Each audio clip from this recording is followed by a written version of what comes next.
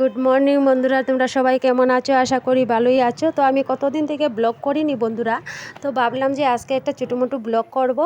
তো দেখো বন্ধুরা, আমি কি করছি, সকালবেলা আমার সব কাজ শেষ হয়ে গেছে। তারপরে আমি উঠানে চলে গেছি। উঠান ঝাড়ু দেওয়া হয়ে গেছে, আর একটু গাছ গুছা রয়ে গেছে, এটাও পরিষ্কার করলাম। তারপরে চলে গেলাম এই বাসন ধুতে। তো বাসন কোটাও ধোয়া হয়ে গেলো। তারপরে চলে গেলাম স্নান করতে। স্নান করা হয়ে গেলো। তো এসেছি এখন ঠাকুর করে। তো ঠাকুর করে আমি মাসে মাসে একটা বিপদনাশিনী পুজো মাসে মাসেই দিই।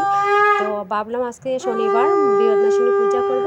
তো চলে এসেছি পূজা করতে। তো আমার পূজা শেষ হয়ে গেছে বন্ধুরা। আর আমার ঠাকুর ঘরে সাজানোটা কীরকম হয়েছে একটু লাইক করবে, কমেন্ট করবে, শেয়ার করবে, ঠিক আছে? আর দেখো বন্ধুরা, আমার পূজা শেষ হয়ে গেছে। এখন আমি বিপদনাশিনী পাঁচালি পড়তে বসেছি। তো দেখো, আর আমাদের পাড়ার সবেরাই বলেছি আসতে। তো এখন তো দুপুরবেলা, এত কেউ আসেনি, বিকালবেলা সবাই আসবে। তো এখানে বৌদি, আমার পাশের কাকি এসেছে। আর একটু ভাবলাম